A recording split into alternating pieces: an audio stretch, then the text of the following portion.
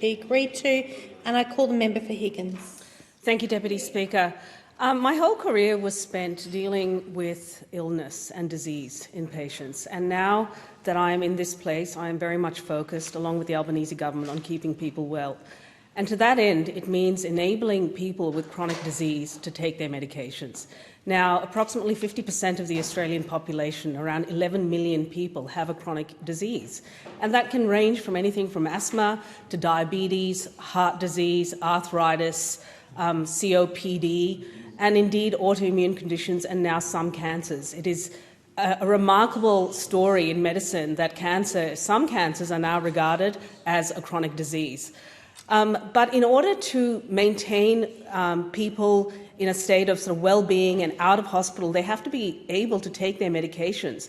And these medications are costly and can be inconvenient to have to traipse into a pharmacist every month to get them. And this is the feedback I've received from my constituents, which is why they and millions of Australians are welcoming the fact that we are determined to make medicines more affordable and more convenient for Australians, particularly those with chronic disease.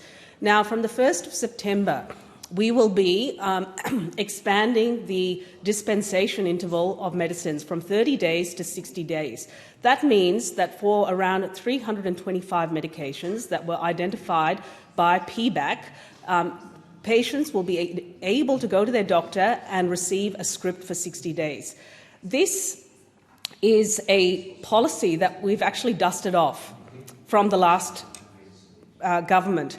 It was a policy that was initially proposed by PBAC, and the previous health minister tried to enact it but was howled down by the pharmacy sector. And as a result, Australians for years have been paying billions extra in costs for medications. Australia is actually an outlier in this respect. Compared to other advanced economies like New Zealand, for example, dispensing intervals are 90 days, Canada 100 days, France 3 months. We have opted for a more conservative estimate of 60 days.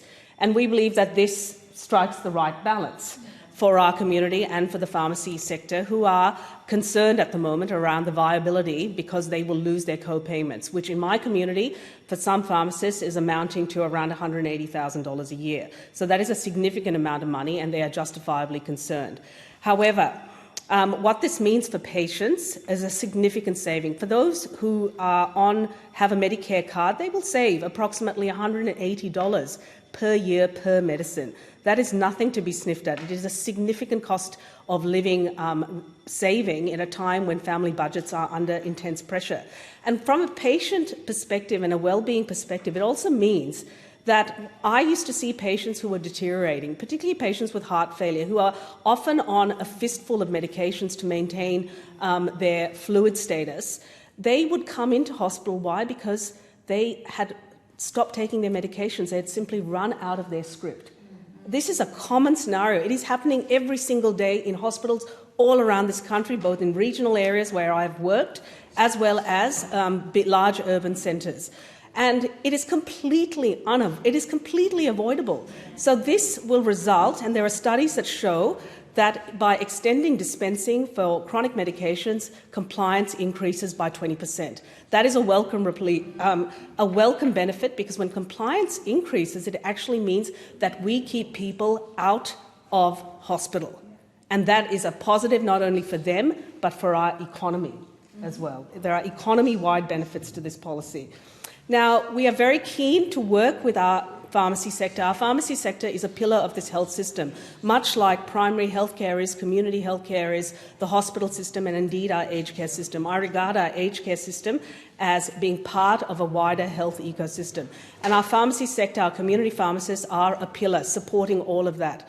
And so every dollar of saving we make as a government will be reinvested back into the pharmacy sector to maintain their viability and also to raise their scope of practice.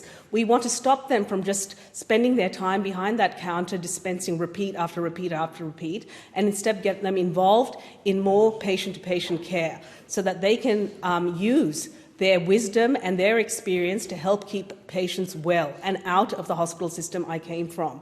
We're also expanding the national immunisation program, enabling them to vaccinate above 5-year-olds and the opioid program, which again will help keep people out of hospital.